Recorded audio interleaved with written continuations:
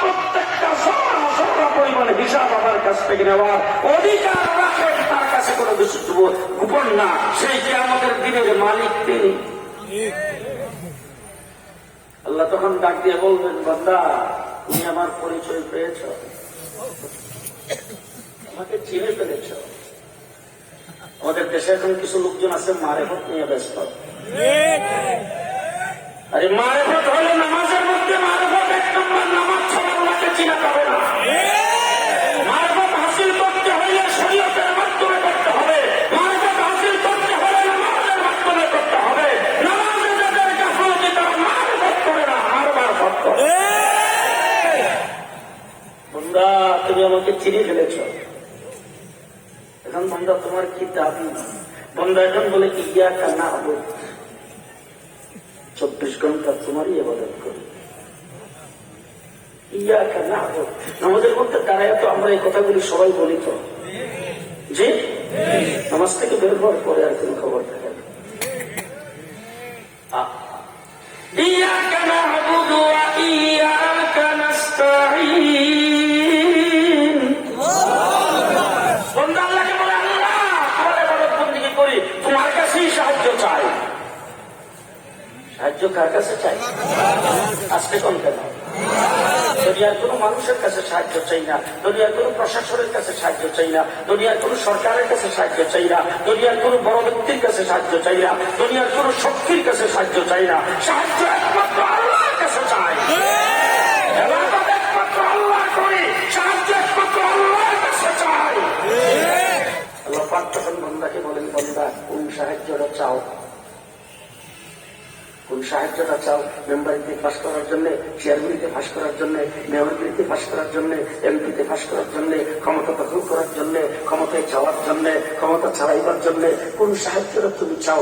বন্দাকে আল্লাহ তাবারক ওয়া তাআলার দরবারে বন্দা ডাক দিয়ে বলেন, আল্লাহ ইহদিনাস সিরাতাল মুস্তাকিম, জান্নাতে যাওয়ার সহজ রাস্তাটা চাই। চাই চাই জান্নাতে যাওয়ার সহজ রাস্তাটা চাই।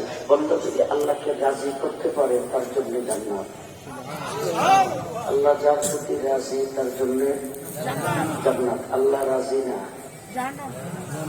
আল্লাহ রাজি না, তার জন্য জান্নাত। কথা আসতে কম। আল্লাহ রাজি না, তার জন্য জান্নাত নাই। আল্লাহকে রাজি করতে পেরেছেন, তার জন্য জান্নাত। মুহাম্মদ রাসূলুল্লাহ সাল্লাল্লাহু আলাইহি ওয়াসাল্লামের খেদমত করেছেন, হুজুর আকরাম সাল্লাল্লাহু আলাইহি ওয়াসাল্লামকে লালন পালন করেছেন। আপন চাচা আবু তালেব আল্লাহকে রাজি করতে পারে নাই। কোথায় যাবে? কোথায়? হযরত বেলাল হাবশার কালো গোলাম আল্লাহকে রাজি করেছেন। আল্লাহকে রাজি করেছেন কাকে? রাসূলুল্লাহ সাল্লাল্লাহু আলাইহি ওয়াসাল্লাম মেরাজে গেছেন, জান্নাতের ভিতরে হাঁটতেছেন, আল্লাহ তাবারক ওয়া তাআলা হযরত বেলালের পায়ের তালি শুনেছেন। রাজি করছেন কাকে? রাজি করছেন কাকে? আল্লাহকে রাজি করেছেন। মুহাম্মদ রাসূলুল্লাহ সাল্লাল্লাহু আলাইহি ওয়াসাল্লামের মাধ্যমে আল্লাহ পাককে যিনি রাজি করতে পেরেছেন তিনি জান্নাতে। আল্লাহ রাজি না হইলে জান্নাতে যাওয়া যারা বিএনপি দ্বারা ইশারা কথা কয় না, জান্নাতে যাওয়া রাজি করবেন কাকে? আস্তে কথা বলেন, কাকে রাজি করবেন? দুনিয়ার সর্বশক্তি দিয়ে রাজি করবো আল্লাহকে। আমার চোখ দিয়েছেন আল্লাহ, সেই চোখ দিয়ে যদি আমি কোথাও তাকাই, আমি যদি কোনো কিছু দেখি, তাহলে দেখবো আল্লাহ পাক যেটা দেখলে রাজি হয়। আমার মুখ দিয়েছেন আল্লাহ, মুখ থেকে আমি খানা খাবো, এই খানাটা খাবো ওই খানা যেই খানা খাইলে আল্লাহ রাজি হয়। আমি জবান দিয়ে কথা বলবো, কথা ওই কথাটা বলতে হবে যে কথাটা বললে আল্লাহ রাজি হয়। আমি ব্রেন দিয়ে চিন্তা করব, ওই চিন্তা করতে হবে যেই চিন্তা করলে আল্লাহ রাজি হয়। আমি হাত দিয়ে ধরবো, ওই জায়গায় ধরতে হবে যেই জায়গায় ধরলে আল্লাহ রাজি হয়। আমি হাত লাগা দেব, যেই জায়গায় লাগা দিলে আল্লাহ রাজি হয়। আমি হাত দিয়ে কাউকে মারবো, যেই জায়গায় মারলে আল্লাহ রাজি হয়। আমি পাও দিয়ে চলবো, এমন জায়গায় চলবো যেই জায়গায় চললে আল্লাহ রাজি হয়। আমি আমার ভাইয়া, আমার অঙ্গ প্রত্যঙ্গ 3.5 হাত ভরি মাথার থেকে পায়ের পাতা পর্যন্ত আমি পরিচালনা করব, যেই রাস্তায় পরিচালনা করলে আল্লাহ রাজি হয়। আমার বিবি বাচ্চার সঙ্গে সম্পর্ক রাখবো, যেইভাবে সম্পর্ক রাখলে আল্লাহ রাজি হয়। আমি কারোর সাথে বন্ধুত্ব করব, যেইভাবে বন্ধুত্ব করলে আল্লাহ রাজি হয়। আমি কারোর সঙ্গে সম্পর্ক ত্যাগ করবো, এই জন্য করবো যার সঙ্গে সম্পর্ক ত্যাগ করলে আল্লাহ রাজি হয়। অর্থাৎ আমার দৈনন্দিন যত কাজকর্ম আছে সমস্ত কাজে আমি আল্লাহকে রাজি করতে হবে। রাজি করতে হবে কাকে? আজকে বলবেন না কাকে রাজি করবো। পরিষ্কার ভাষায় আপনাদের সামনে বলছি, ইমানদার যখন হয়েছি, মুসলমানের ঘরে যখন জন্মগ্রহণ করেছি, মুসলমানের ঘরে জন্মগ্রহণ করে মুসলমান যখন হয়েছি, আমার জীবনের একটাই আশা, সেই আশা হলো আমার জীবন চলে যেতে পারে, আমার মৃত্যু হতে পারে, শহীদ হতে পারে, আমাকে ফেলতে পারে, কিন্তু আমি সব অবস্থায় একজনকে রাজি করার কন্ট্রাক্ট নিয়েছি।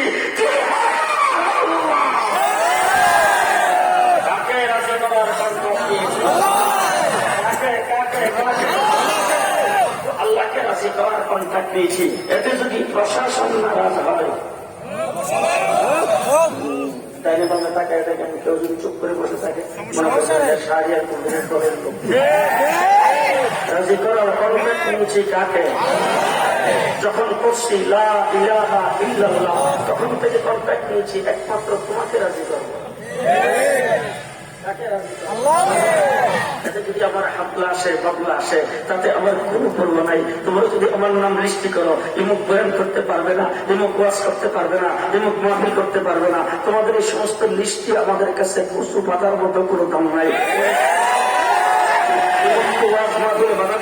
এমন জায়গায় তাকে বয়ান করতে দিবা না, ইসলামী সম্মেলন করতে দিবা না, তোমাদের এইগুলিতে আমাদের কোনো পরোয়া নাই। তার কারণ হলো আমরা আল্লাহকে রাজি করতে চাই। জবান খুলে মানুষের সামনে কথা বলি আল্লাহকে রাজি করার জন্য। এই কথা যদি বন্ধ হবে, যদি আল্লাহ পাককে রাজি যদি থাকে তাকে বন্ধ হবে, নতুন কণ্ঠ বন্ধ করার মতো শক্তি পৃথিবীর কোনো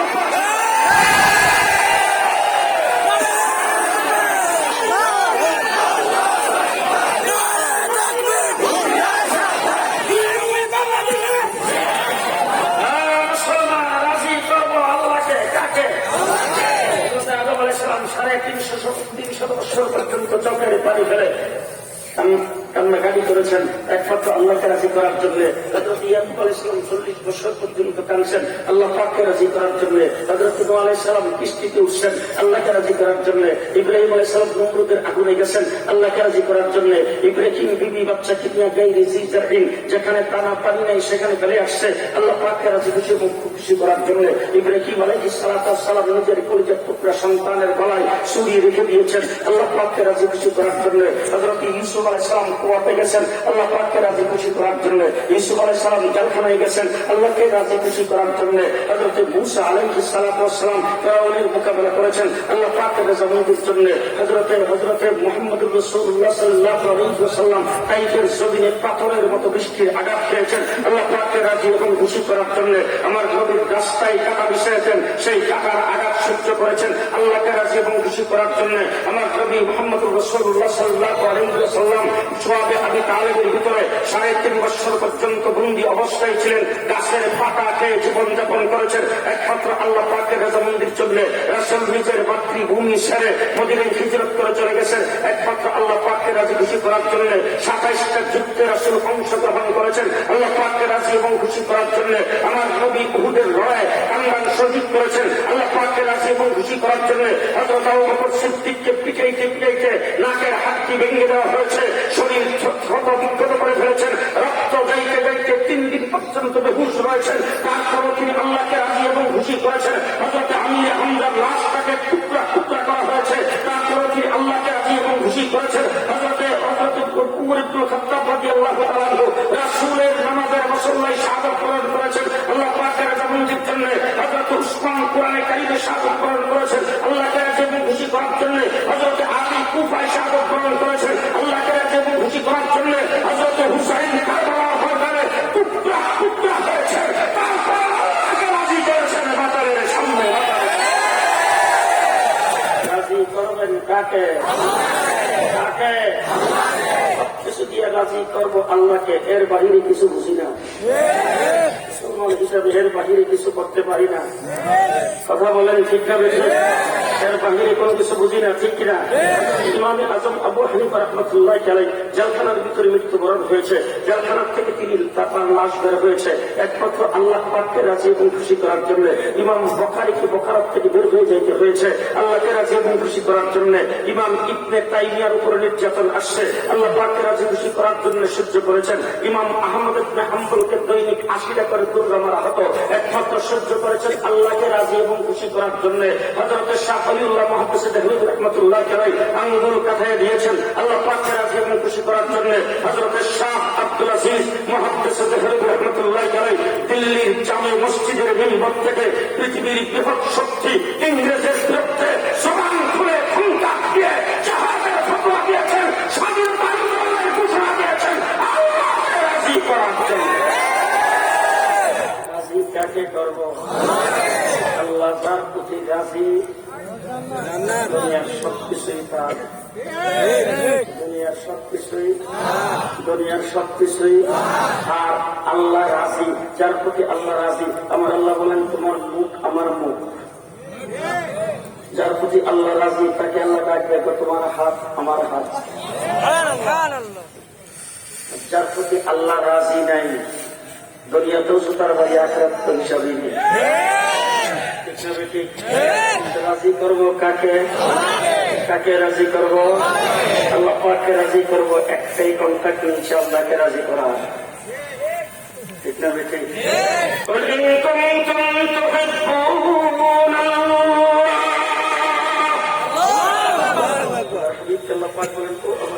আপনি বলে দেন, আপনি বলে দেন যারা আমাকে রাজি করতে চায়, আমার সাথে লাইন লাগাইতে চায়, আমাকে মহব্বত করতে চায়, আমাকে ভালোবাসতে চায়, আমাকে পাইতে চায়, তাদের জন্য রাস্তা একটা।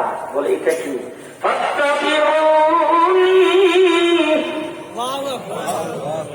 তারা যেন আপনার ইত্তেবা করে। কার ইত্তেবা? কার ইত্তেবা?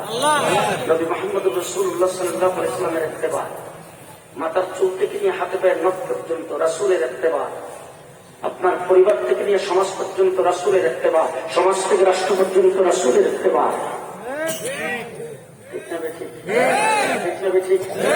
ইত্তেবা করতে হবে নবীর, মহব্বত করতে হবে নবীকে, ভালোবাসতে হবে নবীকে, হুকুম মানতে হবে, তরিকা মানতে হবে নবীর। সমস্ত কাজকর্ম হুকুম করেছেন আল্লাহ, তরিকা হইল নবীর। নামাজকে হুকুম করেছেন আল্লাহ, আল্লাহকে নামাজ পড়ে রাজি করতে হবে, কিন্তু নামাজ পড়তে হবে রাসূলের তরিকায়। নামাজ দিয়ে আল্লাহকে রাজি করবেন কার তরিকায়? বলে জি রাসূলের তরিকায়। আপনি যে কোনো কাজকর্ম করবেন, সমস্ত কাজকর্ম রাসূলের তরিকায় করবেন। রাসূলের তরিকায় করলেই আল্লাহ আপনার উপরে রাজি। আমার নবী মুহাম্মদ রাসূলুল্লাহ সাল্লাল্লাহু আলাইহি ওয়াসাল্লাম আমাদের জন্য নবী হয়ে পৃথিবীতে আগমন করেছেন। আমার আল্লাহ পাক কোরআন শরীফের এক আয়াতে বলেছেন, মা আতাকুমুর রাসূলু ফাখুযুহু। নবী রাসূল তোমাদের জন্য যা কিছু নিয়ে এসেছেন সেইগুলিকে তোমরা আঁকড়ে ধরো। কিয়ামত পর্যন্ত সেইগুলিকে যারা আঁকড়ে ধরবে তারাই হবে মুসলমান, আর এইগুলির থেকে যারা দূরে সরবে তারা মুসলমান বলে দাবি করতে পারবে না। কথাবার্তা বাংলা সোরা পরিষ্কার, বাংলা ভাষায় বুঝতে অসুবিধা হয় যে মুহাম্মদ রাসূলুল্লাহ সাল্লাল্লাহু আলাইহি ওয়াসাল্লাম আমাদের জন্য নবী, আমরা তার উম্মত। এই জন্য আমরা কোরআন পেয়েছি। কোরআন নবীর উম্মতের জন্য, রাসূলুল্লাহর উম্মতের জন্য, নবী মুহাম্মদের উম্মতের জন্য, আখির নবীর উম্মতের জন্য, শেষ নবীর উম্মতের জন্য। 1,24,000 পয়গম্বর, তাদেরকে কিন্তু আল্লাহ পাক কোরআন দেয় নাই। কোরআন একমাত্র উম্মতে মুহাম্মদীকে দিয়েছেন, কারণ তাদেরকে আল্লাহ পাক দাম বাড়াইছেন। নবী জীবন দামি, উম্মত দামি, এই জন্য 30 পারা কোরআন তাদেরকে দিয়েছেন। এই কোরআন দামি, শুধু কোরআন দামি না, এরপরে বলে সামনে রমজান মাস আসতেছে, রমজান মাস সবগুলো উম্মতকে দেওয়া হয়নি, একমাত্র উম্মত মুহাম্মদীকে দেওয়া হয়েছে। তার কারণ হলো নবী দামি, তোমরাও দামি। দামি মাস রমজান মাস তোমাদের জন্য দিলাম, রোজা দামি এই জন্য তোমাদেরকে দিলাম, কোরআন দামি এই জন্য তোমাদেরকে দিলাম, সবে কদর দামি তোমাদেরকে দিছি, যত কিছু দিছি সবকিছু দামি জিনিস তোমাদেরকে দিছি। তার কারণ হলো তোমরা দামি নবীর উম্মত। এই নবীর ইত্তেবা করে আল্লাহকে রাজি করবা। দামি জিনিস তোমাদেরকে দিছি, তোমরা দামি নবীর উম্মত। কেমন দামি, কেমন দামি আমার নবী। ভাবে না সন্তানকে তুলে দিয়া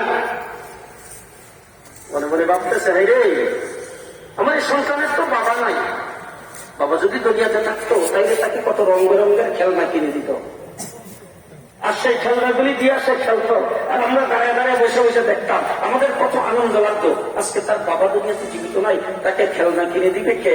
আল্লাহ রাব্বুল আলামিন মা আমেনাকে বলেন, ও আমেনা, তুমি কি চিন্তা করো, তার বাবা দুনিয়াতে নাই, আর তোমার যেমন সন্তান আমারও তো মাহবুব, তার বাবা দুনিয়াতে থাকলে কি খেলনা কিনে দিত? প্লাস্টিকের খেলনা, বাঁশের খেলনা, কাঠের খেলনা, মাটির খেলনা, পিতলের খেলনা। সকালে দিলে বিকালে বাঁধত, এই সমস্ত দুনিয়ার খেলনা দিয়ে সে খেলা করতো। ও আমেনা, আমার মাহবুব, তাকে খেলার বয়স করতে দাও, আমি মক্কার থেকে আঙ্গুলে করে টান দেবো, সব স্তন করে দিয়া আমার মুখকে নিয়ে উঠায় তার খেলনা নিয়ে তুমি চিন্তা করতেছো কি খেলা সে খেলবে? খেলার প্রয়োগ যখন হবে মক্কায় দাঁড়াবে, আঙ্গুলের ইশারা দিবে, আকাশের চন্দ্র দুই টুকরা করে চন্দ্রের সাথে খেলা করে। মুহাম্মদুর রাসূলুল্লাহ সাল্লাল্লাহু আলাইহি ওয়াসাল্লামের উম্মত হুজুর আকরাম সাল্লাল্লাহু আলাইহি ওয়াসাল্লামের চেহারা দেখে মা আমেনা বলতেছেন, হা, এত সুন্দর চেহারার মানুষ তো আমি জীবনে কোনোদিন দেখিনি। আসছেন হালিমাতুস সাদিয়া, হালিমাতুস সাদিয়া বলে কত বাচ্চা লালন পালন করলাম আর কত চেহারা জীবনে দেখলাম, এত সুন্দর চেহারার মানুষ তো আমিও জীবনে কোনোদিন দেখি নাই। আব্দুল মুত্তালিব আয়েশা তো পৃথিবীতে অনেক দেশ ভ্রমণ করলাম, লক্ষ লক্ষ মানুষের চেহারা দেখলাম, আমার নাতি মুহাম্মদের চাইতে এত সুন্দর চেহারার মানুষ তো কোনোদিন দেখিনি। জিবরাইল আমিন আয়েশা কর, আব্দুল মুত্তালিব তুমি কতদূর ভ্রমণ করছো আমার কাছ থেকে শোনো, একটা মুহূর্তের ভিতরে গোটা পৃথিবীতে ভ্রমণ করি। আস্তে করে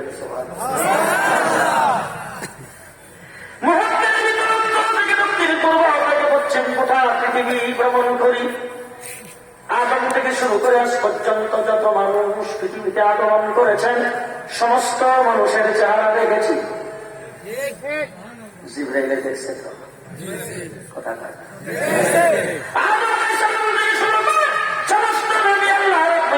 পৃথিবীতে প্রেরণ করেছেন, যত নবী পৃথিবীতে আগমন করেছেন সমস্ত নবী তার উম্মতের মধ্যে সবচেয়ে বেশি সুন্দর।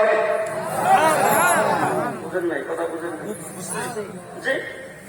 যেই যুগে, যেই ভালো করে বুঝেন, যেই যুগে, যেই সময়, যেই কালে, যেই এলাকায় আল্লাহ পাক যাকে নবী বানায় প্রেরণ করেছেন উম্মতের মধ্যে নবীর চাইতে সুন্দর আর কেউ নাই, নবী সবচাইতে বেশি সুন্দর,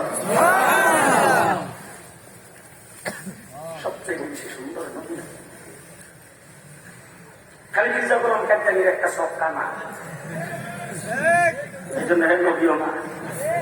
কথা পায় না, এখানে কোন কালে কানারে আল্লাহ কোনদিন নবী বানাইছে না। কথা যে আসতে কম কানা, আতর, ফুরা, লেংরা, টেকরা, এগুলিকে আল্লাহ কোনদিন নবী বানাইনি। যাকে নবী বানিয়েছেন তিনি সবচেয়ে বেশি সুন্দর এবং নিখুঁত, কোন স্পট নাই।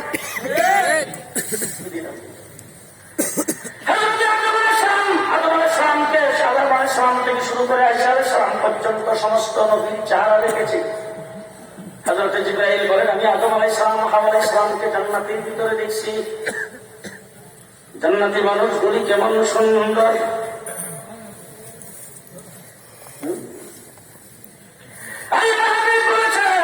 জান্নাতি মানুষগুলোকে জান্নাতের বিবি দেওয়া হবে, হুর গিলমান। এক একটা বিবি কত সুন্দর হবে। রাসূল দৃষ্টান্ত স্বরূপ বলেছেন, হাতের এই চিকন আঙ্গুর, এই আঙ্গুলের মাথাটা যদি আসমানটাকে ছিদ্রি করে, এই আঙ্গুলের মাথা যদি তার পরিমাণ দুনিয়ার দিকে রাখত, গোটা সূর্য অন্ধকার হয়ে আঙ্গুলের মাথার আলোতে আলোকিত হইত। কত সুন্দর। আল্লাহর হাবিব বলেছেন, দুনিয়ার মানুষ শোনো, জান্নাতের হুর গিলমান এত সুন্দর, তোমার ঘরে যদি কোন বিবি তাকে দেখতে পারো, চার নিষ্কাদিন ঠিক নাই, সেই বিবি যদি নেককারিনী হয় আল্লাহ রাব্বুল আলামিন তাকে জান্নাতের ভিতরে যে ঢোকাবেন জান্নাতের হুরের চাইতে 70 গুণ বেশি সুন্দর বানায়া। জিবরাইল আমিন বলেন, আদম আর হাওয়াকে জান্নাতের ভিতরে দেখছি, নূহ আলাইহিস সালামকে কিস্তিতে দেখছি, সুলাইমানকে সিংহাসনে দেখেছি, ইব্রাহিম আলাইহিস সালামকে নমরুদের আগুনে দেখছি। হযরত ঈসা আলাইহিস সালামকে কুয়ার ভিতরে আমি হাত দিয়ে ধরে রেখেছিলাম।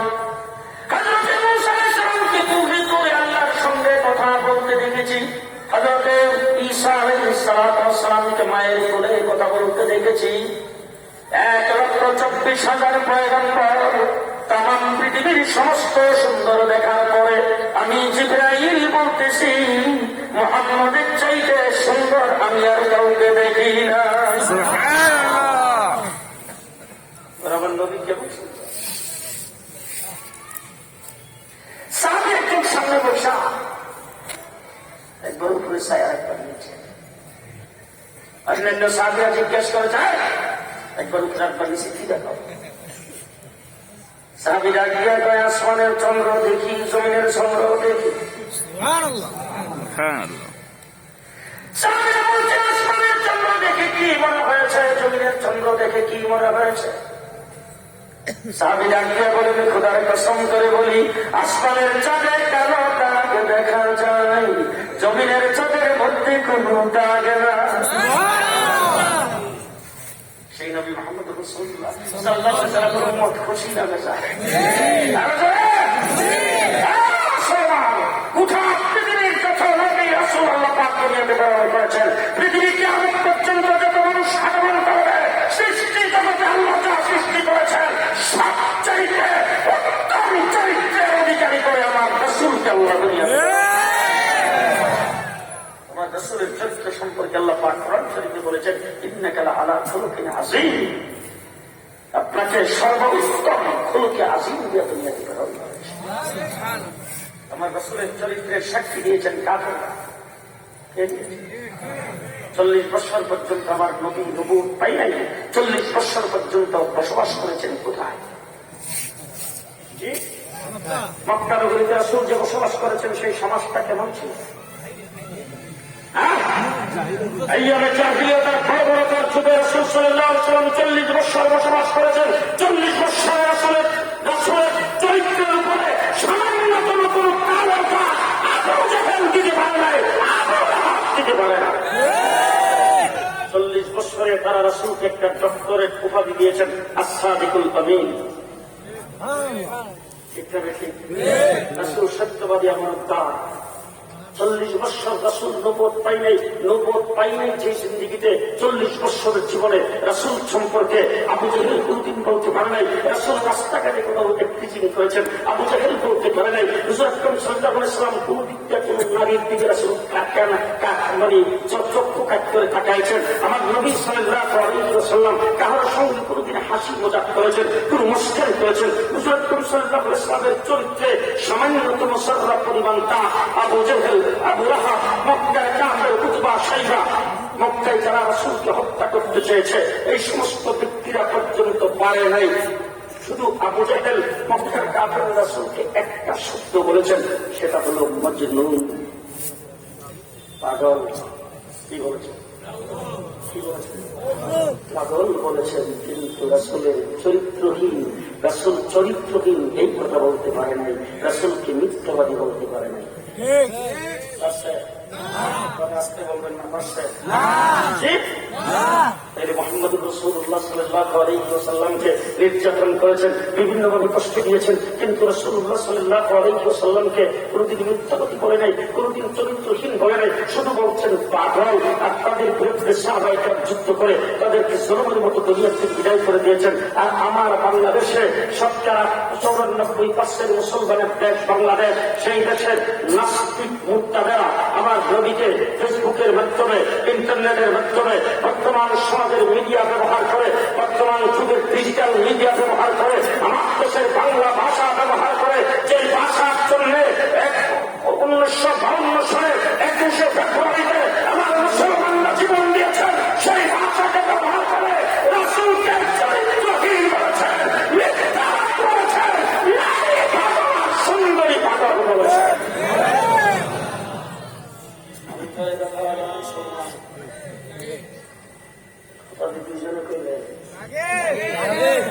আমার নবীকে যদি কোনো ব্যক্তি গালি দেয় অন্তরে ব্যথা লাগে না? পরিষ্কার ওলামায়ে কেরামকে সাক্ষী রেখে বলে যাচ্ছি, আমার নবীকে কেউ যদি গালি দেয়, নবীর চরিত্রের উপর যদি কেউ আক্রমণ করে, আপনার অন্তরে যদি ব্যথা না লাগে, আর অন্তরে যদি রক্তক্ষরণ না হয়, আপনি মুসলমান হতে পারেন। আমি যদি মুসলমান হতে হয়, আমাকে আমার জীবনের চাইতে, আমার মা বাবার চাইতে, আমার সন্তানাদির চাইতে, আমার মান সম্পদের চাইতে রাসূলকে বেশি ভালোবাসতে হবে। ঠিক কিনা বলবেন?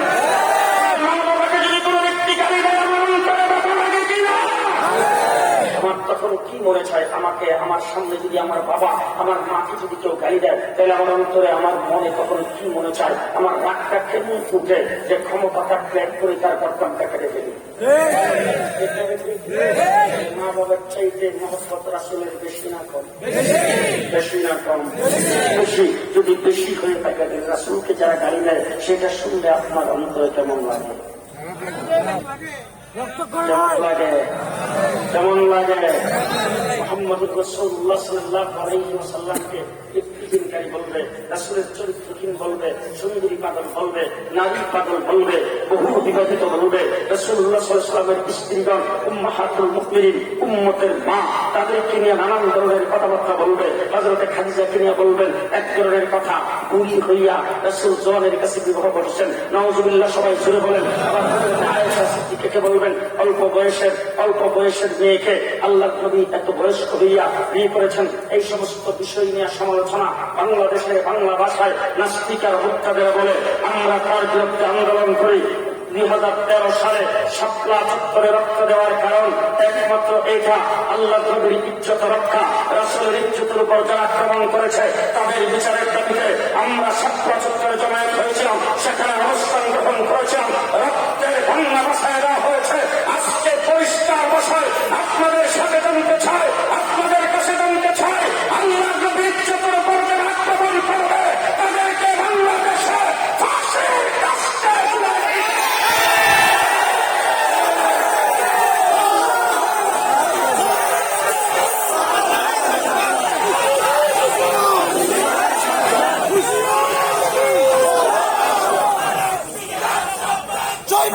মুসলমান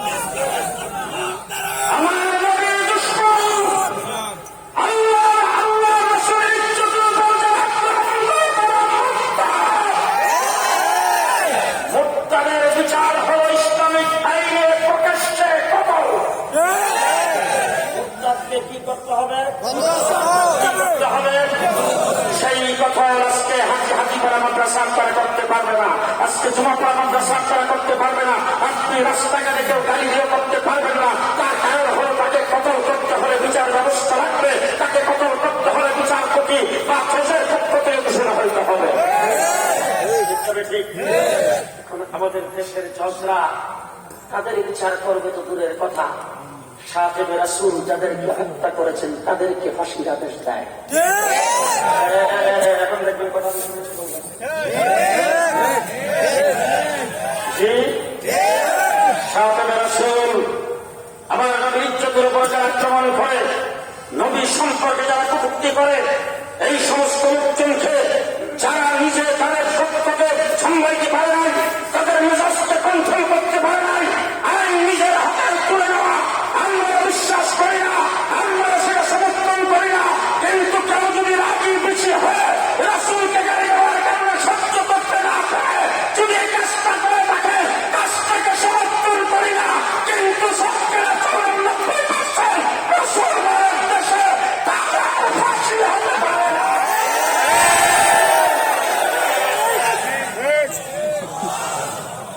তাদের ফাঁসি আদেশ যে বিচারপতি দিবে, সেই বিচারপতি ইসলামের শত্রু, সেই বিচারপতি মুসলমানের শত্রু, সেই বিচারপতি মুসলিম দেশের বিচারপতি হতে পারে না। পরিষ্কার ভাষায় বলছি, তাদেরকে ফাঁসির কাস্তে ঝুলাইবার জন্য সংসদে আইন পাশ করেন, অথবা তারা বেঁচে যাবে, যারা তাদের বিরুদ্ধে কথা বলবে তারা হাসবে। দেখাবে ঠিক, দেখাবে ঠিক। পরিষ্কার কথা বলা করে মনে রাখবেন, কাদিয়ানীরা মুসলমানদের শত্রু, ইসলামের শত্রু, দেশের স্বাধীনতার শত্রু। কাদিয়ানীরা আমার নবীর শত্রু, কাদিয়ানীরা আমাদের দেশের স্বাধীনতার শত্রু। তারা এই দেশটাকে পরাধীন বানাতে চায়, কাদিয়ানীরা দেশটাকে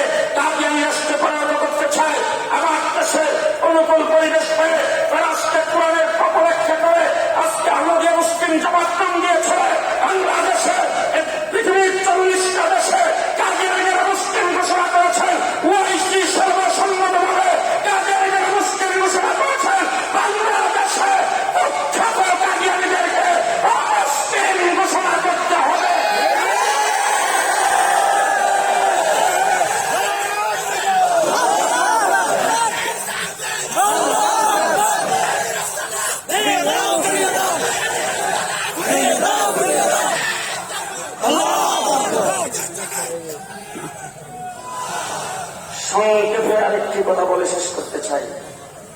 হযরত বেলালের নাম শুনছেন তো? জি, বেলাল ছিল উমাইয়ার গোলাম। কার গোলাম? উমাইয়ার গোলাম। উমাইয়া আবু জেহেল সহ কাফেরদের যুবকদেরকে দেখে পালাক্রমে যখন নির্যাতন তার উপরে করে হযরত বেলালের উপরে, একমাত্র কারণ হলো ইসলাম কবুল করেছেন। বেলাল একজন মুসলমান, ঠিক হবে? ঠিক। হযরত আবু বকর সিদ্দিক খবর পাইয়া গেছেন উমাইয়ার কাছে, যাই বলছেন তোমার গোলামটাকে বিক্রি নিতে চাই। একজন মুসলমানের উপর নির্যাতন হইলে আরেকজন মুসলমান সহ্য করতে পারেন।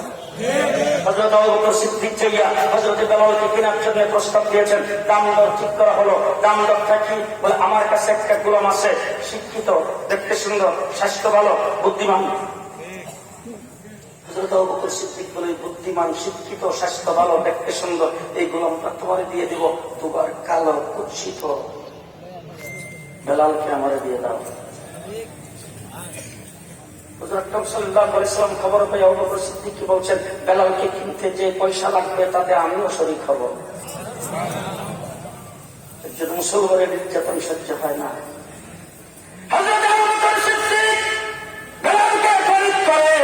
নিজের শিক্ষিত সুন্দর গোলামটাকে দিয়ে আবু বকর সিদ্দিক বেলালকে খরিদ করেছেন। নিয়ে আসার সময় আল্লাহর নবীর দরবারে পৌঁছবার আগে হযরত বেলালকে ডাক দিয়ে বলে, বেলাল, রাসূলের দরবারে নিয়ে যাব, তবে নিয়ে যাওয়ার আগেই তোমাকে আযাদ করে দিলাম। সিদ্দিক রাসূলের দরবারে পৌঁছার আগে বেলালকে আযাদ করে দিয়েছেন। আমার নবী সেই বেলালকে পাইয়া খাদ্যমন্ত্রী বানিয়েছেন। কি মন্ত্রী? খাদ্যমন্ত্রী। তারপরে মসজিদ নবীর আল্লাহ নবীর মুয়াজ্জিন হযরত বেলাল। হযরত বেলাল রাদিয়াল্লাহু তাআলা আল্লাহ নবীর মুয়াজ্জিন। 2 নম্বরে আসেন আমার নবী মুহাম্মদ রাসূলুল্লাহ সাল্লাল্লাহু আলাইহি ওয়াসাল্লাম সালমানের ফার্সি ছিল একজন গোলাম। রাসূলুল্লাহ সাল্লাল্লাহু আলাইহি ওয়াসাল্লাম সালমানের ফার্সিকে আযাদ করার জন্য সালমানকে বলছেন, সালমান, তোমার মালিক তোমাকে কি কইলে আযাদ করে দিবে সেটা বলো। উনি বলছেন, বিশাল বড় একটা জায়গা দেখে বলছেন, এই জায়গাটার মধ্যে পুরাটার মধ্যে খেজুরের গাছ লাগাই দিতে হবে, আর সেই গাছগুলি যখন সবগুলি একসাথে ফলবে তখন আযাদ। সাংঘাতিক ব্যাপার। কয় বছর লাগে তার ঠিক নেই। রাসূলুল্লাহ সাল্লাল্লাহু আলাইহি ওয়াসাল্লাম বললেন, সালমান, তোমাকে আযাদ করার জন্য সেই প্রস্তাবটি আমি কবুল করে দিলাম, আমার হাতে খেজুর চারা লাগাবো। আল্লাহ নবী নিজ হাতে খেজুরের চারা লাগাইছেন। আল্লাহ পাকের কি কুদরত, যেই বছর লাগাইছে এই বছরই ফলন হয়েছে। হযরত সালমানকে নির্যাতনের হাত থেকে আযাদ করেছেন আল্লাহর নবী। সুলহ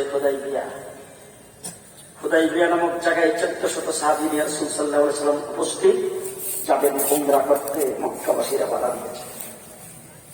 আল্লাহ নবী সাহাবায়ে কেরামের মিটিং ডেকে বলছেন, একজন লোক আমাদের এখান থেকে প্রতিনিধি হিসাবে যাওয়া দরকার, যাইয়া তারপরে মক্কাবাসীদেরকে বলা দরকার যে আমরা উমরা করার জন্য আসছি, যুদ্ধ করার জন্য আসি নাই, দখল করার জন্য আসি নাই।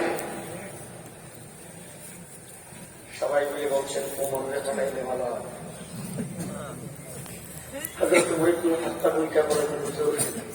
মিশনটা হলো ঠান্ডা, যে লোকটারে পাঠাইবার প্রস্তাব হয়েছে লোকটা গরম। মিশন জামালি, কিন্তু লোকটা হইল জামালি। আমি যখন যাবো আমার সামনে তাইলে আমি যদি কেউ আস্তে করে যদি সামান্যতম কটূক্তি করে, কটূক্তি তথ্যে দেরি আমার তলোয়ার বের হইতে দেরি হবে। সুতরাং শুধু মিশন যেমন ঠান্ডা, লোকটারে বাড়ান ঠান্ডা, সেই লোকটা হল হযরত উসমান রাদিয়াল্লাহু তাআলা। হযরত উসমান মক্কাবাসীদের কাছে কেমন ছিল? ছোট বাচ্চা যখন কাঁদত, বাচ্চাকে ঘুম পাড়াইবার সময় তখন মা বাচ্চার কানে কানে ডাক দিয়ে বলতো, আমি তোমাকে খুব ভালোবাসি। কেমন ভালোবাসি? এই মক্কাবাসী উসমানকে যেমন ভালোবাসে। আমি তোমাকে ভালোবাসি, এমন ভালোবাসি মক্কাবাসী উসমানকে যেই পরিমাণ ভালোবাসি। আল্লাহ নবী উসমানকে বারণ করেছেন, উসমানকে পাইয়া মক্কার লোকেরা মেহমানদারি করতে শুরু করেছেন।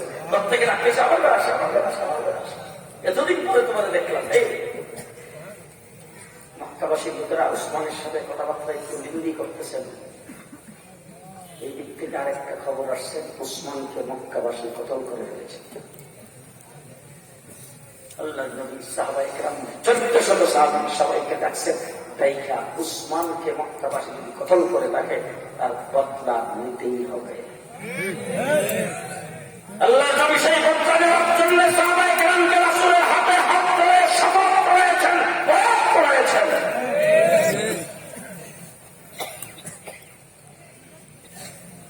ইন্নাল্লাযীনা ইউবাইউনাকা ইন্নামা ইউবাইউনা আল্লাহ।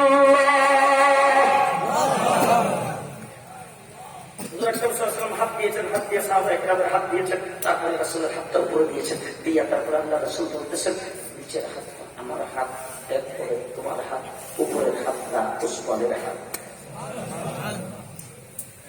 আল্লাহ রাব্বুল আলামিন ডাক দিয়ে বলেছেন, হুজুর উপরের হাত আপনার হাত ঘোষণা করেছেন, আমি আল্লাহ রাব্বুল আলামিন আমার হাত ঘোষণা করলাম।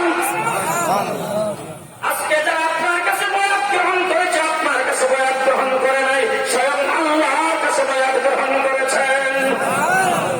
ইয়াদুল্লাহি ফাওকা আইদিহিম। মুসলমান 1400 সাহাবী আল্লাহ রাসূল সাল্লাল্লাহু আলাইহি ওয়াসাল্লাম তাদেরকে বয়াত গ্রহণ করেছেন। একজন মুসলমান উসমানকে কতল করে দিয়েছে, এই খবর পাওয়ার পরে আমি জিজ্ঞেস করতে চাই, গুজরাটের মুসলমানদেরকে কচু কাটা করেছেন এমন ভাবে মূলার গাজরকে মানুষ দিল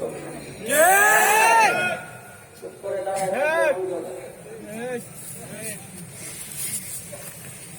কাশ্মীরের মুসলমানের চতুর্দিকে সেখানে বন্ধ করে, ইন্টারনেট বন্ধ করে, মিডিয়া বন্ধ করে, নির্যাতনের খবর যাতে বাহিরে না যাইতে পারে, কাশ্মীরের 80 লক্ষ মুসলমানের উপরে এক্সট্রিম রুলার চলেছেন। বাবা আমার সামনে তার মেয়েকে দর্শন করেছে, মা তার মুখ থেকে বাচ্চা চিনে নিয়ে তারপর হত্যা করেছে। বাবার সামনে ছেলেকে উঠে নিয়ে গেছে। 20,000-এর মতো মুসলিম যুবকের কাশ্মীরের খবর নাই। দিল্লির মুসলমানদের রক্তে রঞ্জিত হয়েছে রাজপথ। বাবরি মসজিদ 450 বছরের, সেই মসজিদকে ভেঙে সেই জায়গায় রাম মন্দির নির্মাণ হয়েছে। 36 কোটি মুসলমান এনআরসির মাধ্যমে নাগরিকত্ব বাতিল করে যেই লোকটি মুসলমানদেরকে ভারত থেকে বাগিয়ে দেওয়ার চেষ্টা করছেন এবং ভারতকে মুসলিম সাঙ্গ করার চেষ্টা চালিয়ে যাচ্ছেন। শুধু তাই নয়, মুসলমানদের নামগুলো নিশানাগুলো ভারত থেকে বুঝিয়ে দেওয়া হচ্ছে। যে সমস্ত এলাকার নাম মুসলিম নামে নাম ছিল সেইগুলিকে বুঝিয়ে দিচ্ছে। শুধু তাই না, আমার বাংলাদেশের মানুষগুলোকে পাখির মতো করে তাদেরকে গুরু চুরি অপমান করে। বাংলাদেশের সমস্ত স্বার্থকে তারা বাংলাদেশ থেকে আদায় করে নেয়, বাংলাদেশ জাতির কোন স্বার্থের তোয়াক্কা করে নাই। যেই লোকটির সেই লোকটির কিনা নরেন্দ্র মোদী,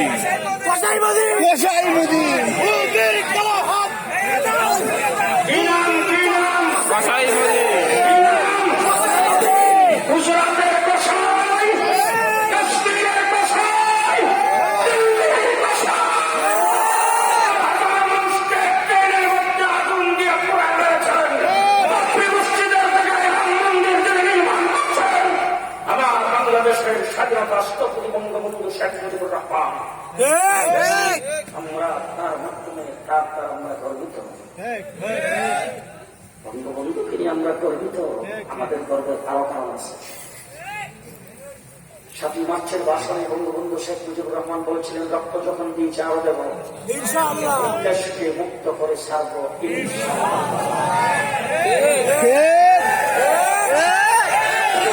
লিখেছেন ইনশাআল্লাহর মধ্যে ইসলাম সেই ইসমি আজম তাগুত থেকে বের হয়েছে 9 মাসের রক্তক্ষয়ী যুদ্ধের পরে স্বাধীন হয়েছে।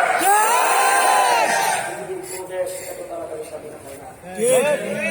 শেখ মুজিবুর রহমান, বঙ্গবন্ধু শেখ মুজিবুর রহমান দেশে আসলেন 10 জানুয়ারি।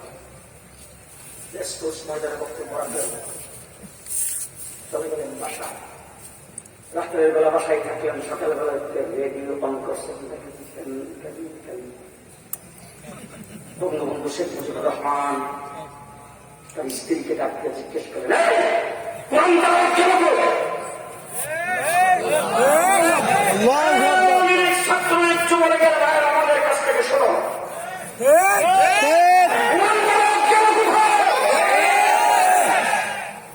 তখন তার বেগম বলতেছেন, আমি তো জানি না, আপনার লোকজনকে জিজ্ঞান। তিনি তখন ফোন করেছেন, তিনি তখন খবর দিয়েছেন একজন মুলি সাহেবকে, উবাইদুল্লাহ বিন সাইদ চাওয়ালাবাদী, এখনো জিন্দা আছে। আমার কথা যদি অস্বীকার হয়, আমার কথা যদি বিশ্বাস না হয়, তাকে জিজ্ঞেস করে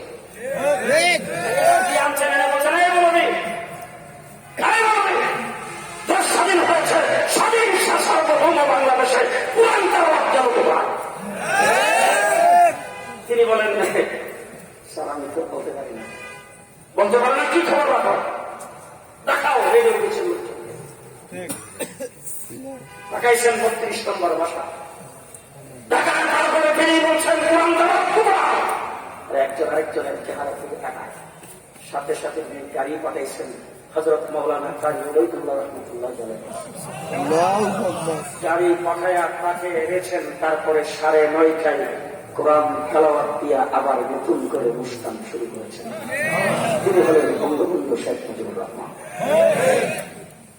আমার পার্শ্ববর্তী বন্ধু রাষ্ট্র ওআইসি সম্মেলনে বঙ্গবন্ধুকে যোগদান করতে বাধা দিয়েছে। বঙ্গবন্ধু তাদের বাধাকে অপেক্ষা করে ওআইসি সম্মেলনে যোগদান করে বলেছেন, শক্ত স্বাধীনকৃত বাংলাদেশ পৃথিবীর দ্বিতীয় বৃহত্তম মুসলিম দেশ।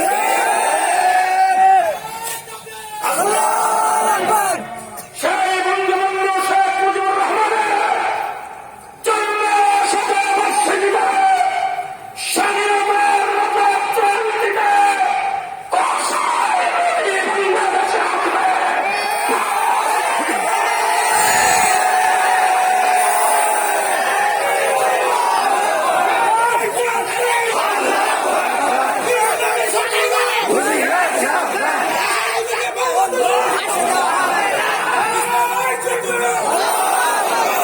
শেষ কথা আপনাদের সামনে বলবো, শুনে রাখেন।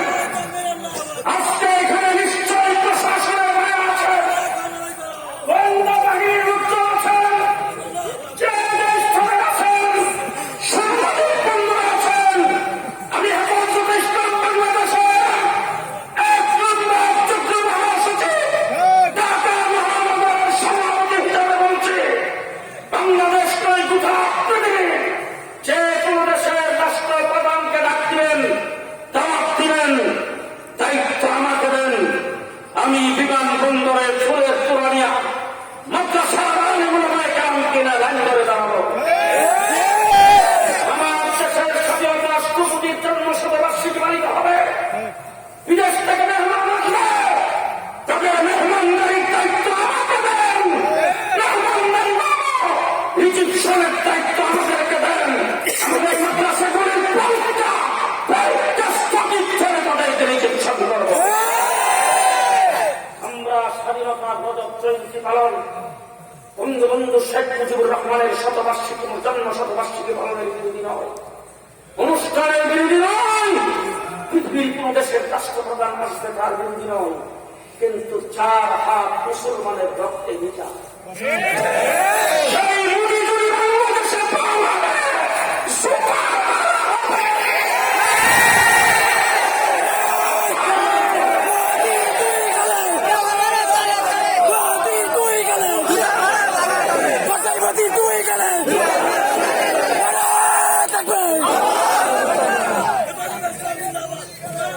মুসলমানদের ভাষা বুঝেন, মুসলমানদের আকাঙ্ক্ষা বুঝেন। সরকারে আসেন, ক্ষমতা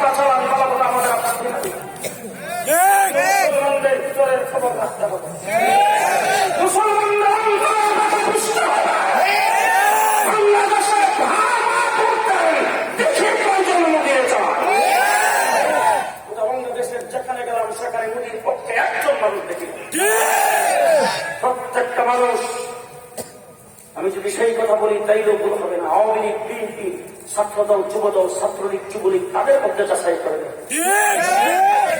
বসাই করি বাংলাদেশে আসলে কেউ চায় না।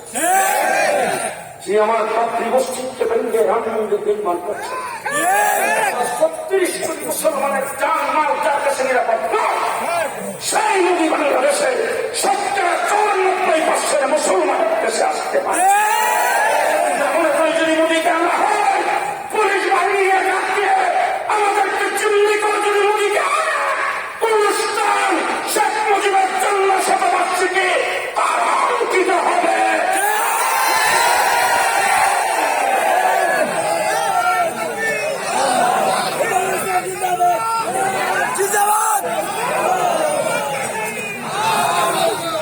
আল্লাহ আমাদের ইমানকে কবুল করুন, আমাদেরকে সত্যিকারের ইমানদার হিসাবে আল্লাহ কবুল করুন। আমরা মৃত্যু পর্যন্ত যেন ইমানদার হিসাবে থাকতে পারি, বাজারের সামনে যেন কোনোদিন আমাদের প্রতারিত করতে না হয়, আল্লাহ যেন সেই শক্তি আমাদেরকে দান করে। আমি আজকে এই হাজীপাড়া মাদ্রাসা, আমার মনে হয় মাদ্রাসা প্রতিষ্ঠার পর থেকে প্রত্যেক বছর মাহফিলে আসে। হাজীপাড়া মাদ্রাসা যারা পরিচালনা করেন, যারা মাদ্রাসা প্রতিষ্ঠা করেছেন, তারা আমাকে অন্তরের অন্তঃস্থল থেকে মহব্বত করেন, আমিও তাদেরকে মহব্বত করি। এই বছর করোনার কারণে মাহফিলের সময় পিছিয়ে গেছে।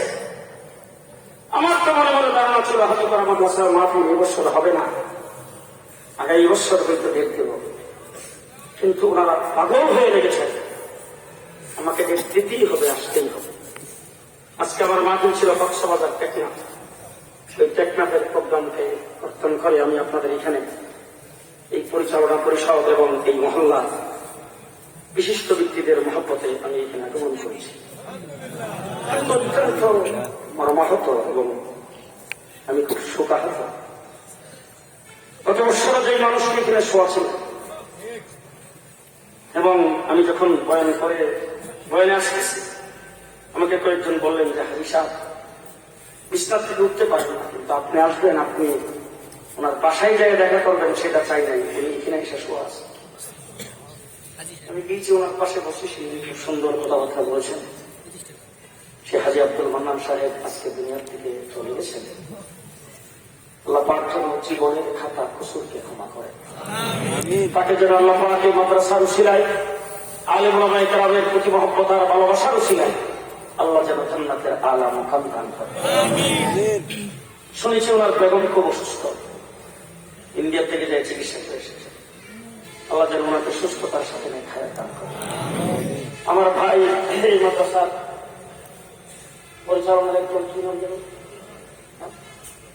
আব্দুর রহমান সাহেব, উনিও খুব অসুস্থ, উনিও চিকিৎসা দিলেন।